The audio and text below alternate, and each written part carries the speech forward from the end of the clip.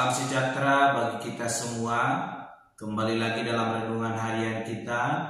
Mari Bapak Ibu kita memuji Tuhan dari Kidung Jemaat nomor 407. Tuhan Kau Gembala kami.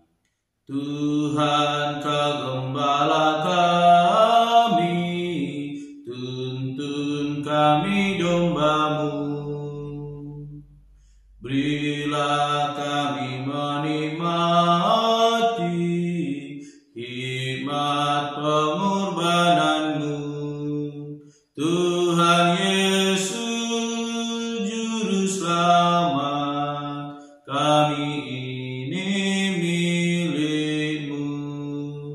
Tuhan Yesus Juru Selamat, kami ini milik-Mu. Amin. Mari Bapak Ibu kita membuka Alkitab kita dari kitab 2 Tawarik pasalnya yang ke-12 ayat pertama sampai dengan yang ke-16. Satu pasal kita akan baca pada hari ini. Demikianlah firman Tuhan dengan perikop Sisak menyerang Yerusalem. Rehabeam beserta seluruh Israel meninggalkan hukum Tuhan ketika kerajaannya menjadi kokoh dan kekuasaannya menjadi teguh. Tetapi pada tahun kelima zaman Raja Rehabeam, majulah Sisak Raja Mesir menyerang Yerusalem karena mereka berubah setia terhadap Tuhan dengan 1.200 kereta dan 60.000 orang berkuda, sedang rakyat yang mengikutinya dari Mesir, yakni orang Libya, orang Suki, dan orang Ethiopia, tidak terhitung banyaknya. Ia merebut kota-kota benteng yang di Yehuda, bahkan mendekati Yerusalem. Nabi Shemaya datang kepada Rehabeam dan pemimpin-pemimpin Yehuda yang berkumpul di Yerusalem berhubung dengan ancaman Sisak dan berkata kepada mereka, "Beginilah firman Tuhan, kamu telah meninggalkan aku, oleh sebab itu aku pun meninggalkan kamu juga dalam kuasa Sisak." Maka pemimpin-pemimpin Israel dan raja merendahkan diri dan berkata, "Tuhanlah yang benar." Ketika Tuhan melihat bahwa mereka merendahkan diri, datanglah firman Tuhan kepada Shemaya, bunyinya, "Mereka telah merendahkan diri, oleh sebab itu aku tidak akan memusnahkan mereka. Aku segera akan meluputkan mereka dan kehangatan murkaku tidak akan dicurahkan atas Yerusalem dengan perantaraan Sisak. Tetapi mereka akan menjadi hamba-hambanya, supaya mereka tahu membedakan antara mengabdi kepadaku dan mengabdi kepada kerajaan-kerajaan duniawi." Maka majulah Sisak Raja Mesir itu menyerang Yerusalem. Ia merampas barang-barang perbendaharaan rumah Tuhan dan barang-barang perbendaharaan rumah raja, semuanya dirampasnya. Ia merampas juga perisai-perisai emas yang dibuat Salomo. Sebagai gantinya Raja Rehabeam membuat perisai-perisai tembaga yang dipercayakannya kepada pemimpin-pemimpin bentara yang menjaga pintu istana raja. Setiap kali raja masuk ke rumah Tuhan, bentara-bentara datang membawa masuk perisai-perisai itu, dan mereka pula yang mengembalikannya ke kamar jaga para bentara. Oleh sebab raja merendahkan diri, surutlah murka Tuhan daripadanya, sehingga ia tidak dimusnahkannya sama sekali. Lagi pula masih terdapat hal-hal yang baik di Yehuda. Raja Rehabeam menunjukkan dirinya kuat dalam pemerintahannya di Yerusalem. Rehabeam berumur 41 tahun pada waktu ia menjadi raja, dan 17 tahun lamanya ia memerintah di Yerusalem, kota yang dipilih Tuhan dari antara segala suku Israel untuk membuat namanya tinggal di sana. Nama ibunya ialah Naamah, seorang perempuan Amon. Ia berbuat yang jahat karena ia tidak tekun mencari Tuhan. Bukankah riwayat Rehabeam dari awal sampai akhir semuanya tertulis dalam riwayat Shemaya, nabi itu, dan Ido pelihat itu, yang juga memuat daftar silsilah antara Rehabeam dan Yerobeam terus-menerus ada perang. Kemudian Rehabeam mendapat perhentian bersama-sama dengan nenek moyangnya, dan ia dikuburkan di kota Daud. Maka Abia anaknya menjadi raja menggantikan dia. Amin. Bapak Ibu saudara terkasih dalam nama Tuhan, kita kembali merenungkan firman Tuhan, dan saya berikan tema bagi kita semua, carilah Tuhan. Sekali lagi, carilah Tuhan.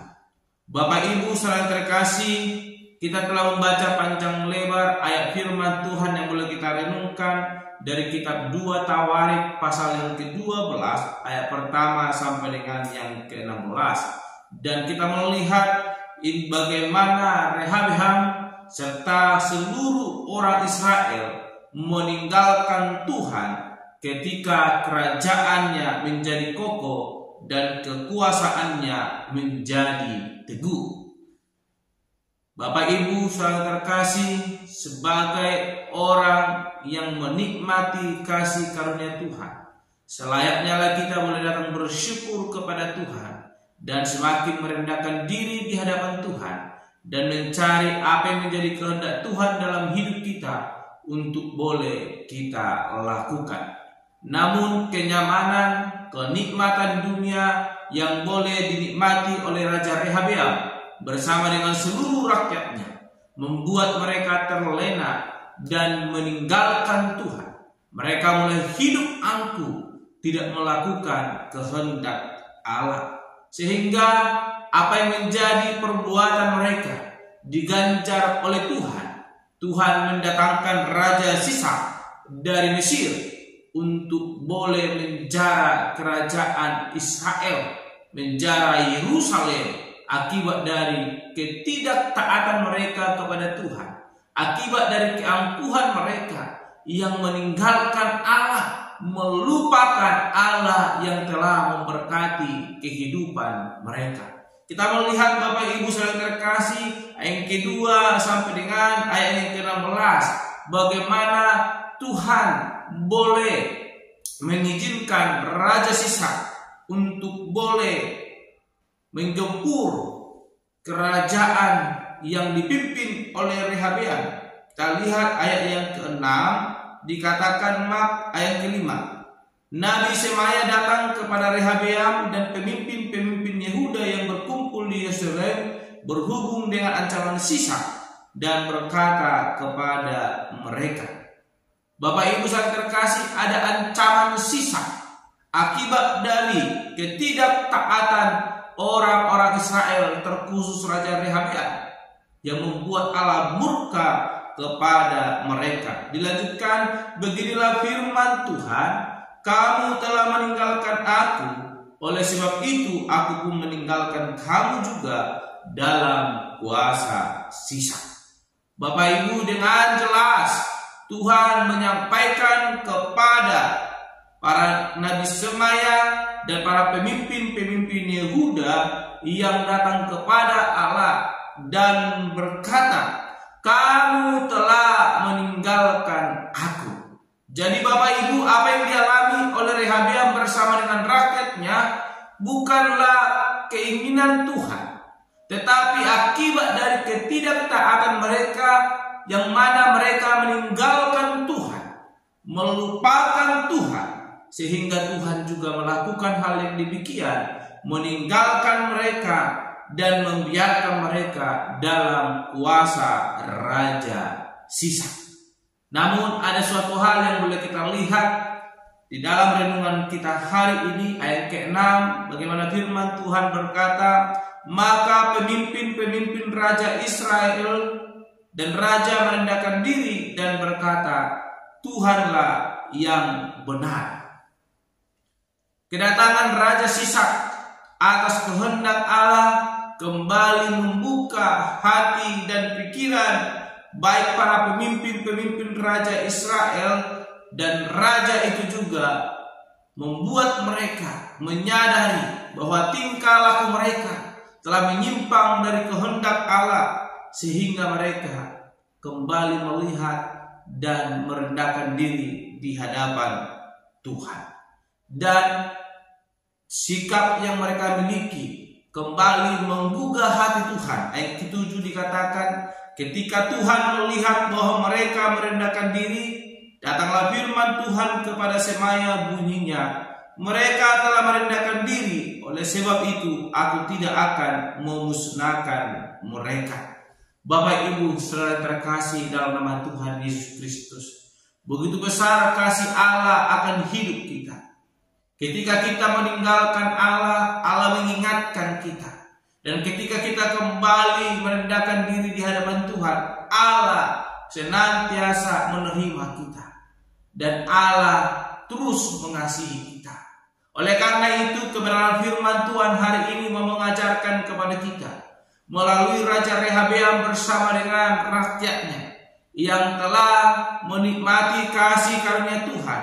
Namun di tengah-tengah menikmati kasih karunia itu, mereka melupakan Allah. Mereka menjadi orang yang tidak tahu bersyukur kepada Allah, sehingga Allah mendatangkan murkanya. Allah meninggalkan mereka, membiarkan Raja Sisak untuk boleh melakukan penjarahan atas Yerusalem. Bapak Ibu saudara terkasih, tema kita berkata carilah Tuhan. Oleh karena itu, marilah kita mencari kehendak Tuhan dalam hidup kita.